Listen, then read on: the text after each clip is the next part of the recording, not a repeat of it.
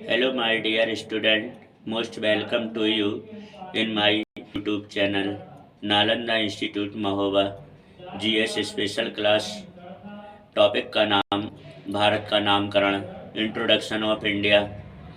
Dear student, Bharat का नामकरण के पीछे बहुत सारे ऐतिहासिक, पौराणिक और कहावतें प्रचलित हैं कि भारत का नाम भारतवर्ष या भारत नाम क्यों दिया गया है। इससे संबंधित दो तीन क्वेश्चनों को मैं चर्चा करा देता हूँ। पहले सैंपल पेपर बता देता हूँ कि किस तरह से भारत का नाम या भारतवर्ष, हिंदुस्तान कहाँ सबसे पहले प्रयोग हुआ और कैसे हमारे भारत के नामकरण की शुरुआत हुई है। सबसे पहले क्वेश्चन है कि भारतवर्ष या भारत का सबसे पहला अभिलेखी साक्ष्य कहाँ से मिलता है।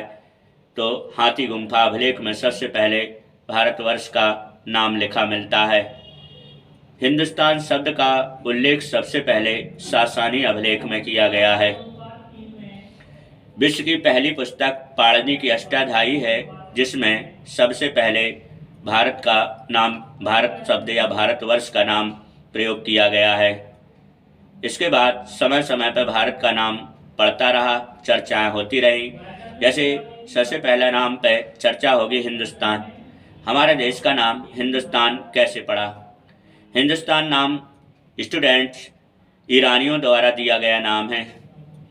हमारे भारत के पश्चिमी क्षेत्र में पाकिस्तान से होते हुए एक बहुत बड़ी नदी बहती है, आज भी बहती। उस नदी का नाम है सिंधु। सिंधु नदी को ईरानी लोग हिंदू के नाम से पुकारते थे। ईरानी लोग स्थान को स्थान नाम दे देते थे। सिंधु नदी के इस पार वाले इलाके को ईरानियों ने हिंदुस्तान नाम दिया और सिंधु नदी को हिंदू नाम दिया। अर्थात सिंधु के इस पार पूरब की तरफ रहने वाले लोगों को हिंदू कहा गया, यानी हिंदुओं का देश हिंदुस्तान कहा जाने लगा। इंडिया शब्द हमारे देश का नाम कैसे पड़ा, इसके बारे में भी बड़े प्रमाणिक साक्ष्य हैं। जब यूनानी भारत आए तो यूनानियों ने सबसे पहले सिंधु नदी को इंदू कहना शुरू किया। यह मीन्स होता है निवासी व निवासियों का क्षेत्र या निवास क्षेत्र। यूनानियों ने सिंधु को हिंदू और निवासियों के क्षेत्र को या कहा। इस तरह से हमारा देश या भारतीयों को इंडियन कहा जाने लगा और निवास क्षेत्र को इंडिया कहा जाने लगा। इस प्रकार हमारे देश का नाम यूरोपियनों ने इंडिया नाम दिया। भारतवर्ष को जम्बू द्वीप के नाम से भी पुकारा जाता है। जम्बू द्वीप के बारे में बड़े प्रमाणिक साक्ष्य रामायण से मिलते हैं। लौकुश कांड में भगवान राम की राज्यसभा में जब लव और कुश अपना इंट्रोडक्शन देते हैं और बताते हैं कि जम्बू द्वीप भारत खंडे अयोध्या नगरी नाम की, यानी जम्बू द्वीप का मतलब होता है जामुन के वृक्षों वाला द्वीप। पुराने ज़माने में भारत में बहुत सारे जामुन के वृक्ष पाए जाते थे, इसीलिए भारत को जम्बू द्वीप के नाम से जाना जाता था। आर्यावर्त का नाम भी इसी प्रकार से पड़ा है। आर्यावर्त समकालीन समय में जब आर्य भारत में आए या भारत में आर्य बस गए, उत्तर भारत में बसे, विशेषकर पाकिस्तान भारत वाले उत्तर भारत वाले इलाके में, उसी को जहाँ जहाँ आर्य आकर बस गए वो अपना निवास स्थान बना लिए, उसे आर्यावर्त का नाम दिया गया। और आज भी पौराणिक साक्ष्यों में से आर्यावर्त का नाम दिया गया।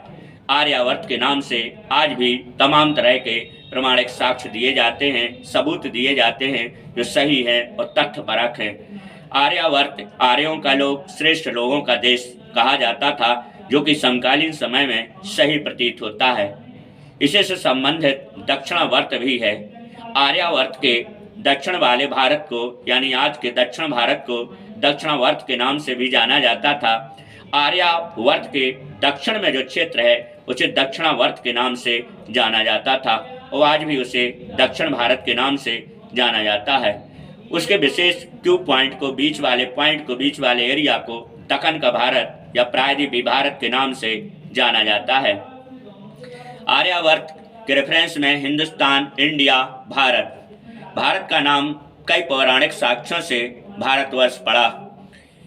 दुष्यंत शाकुंतला के एक वीर पुरुष जिसका नाम हुआ करता था भरत के नाम पर भी हमारे देश पे भरत की वीरता तथा उसके ऐतिहासिक साक्ष्यों तथा उसके द्वारा किए गए कर्मों के और धर्मों के आधार पर भारत का नाम यानी भारत के वंशजों का देश, जहाँ पे भारत के वंशज रहा करते थे, उसे भारतवर्ष नाम दिया गया। भारतों के देश को भारतवर्ष दिया गया नाम है। इतने तमाम तरह के नाम भारत के हिंदुस्तान, आर्यावर्त, जम्बू द्वीप तथा भारत और भारतवर्ष, इतने तमाम नामों के अतिरिक्त वर्तमान समय में जब भारत का संविधान बना, तब भारत के संविधान के अनुच्छेद 1 में कहा गया, India that is Bharat shall be a union of state, यानी भारत राज्यों का संघ होगा। और भारत को इंडिया तथा भारत 2 नामों से जाने जाने लगा। लेकिन अभी हाल ही में सुप्रीम कोर्ट ने डिसीजन दिया है कि भारत का नाम भारत ही प्रयोग होगा। अब जितने नाम हमने गिनाए हैं वो नाम सिर्फ आपके ज्ञान के लिए थे, आपके ज्ञान वर्धन और नॉलेज के लिए थे, ताकि आपका background, fundamental knowledge, concept based knowledge clear हो जाए। लेकिन हमारे संविधान के सर्वोच्च पीठ, सर्वोच्च न्यायालय ने निर्णय दिया है कि कहीं भी होगा ऑफिशियली लैंग्वेज में या हर जगह हमारे देश का सिर्फ एक ही नाम चलेगा, वो नाम चलेगा भारत। हेलो स्टूडेंट्स, यदि इससे संबंधित हमारे वीडियो को पसंद आया है तो लाइक करें, शेयर करें, और इससे संबंधित कोई प्रश्न हो तो कमेंट बॉक्स में लिखें। सरकारी आंसर की से मैच करते हुए आपको जवाब दिया जाएगा। वीडियो देखने के लिए आपका बहुत बहुत धन्यवाद। Thank lot.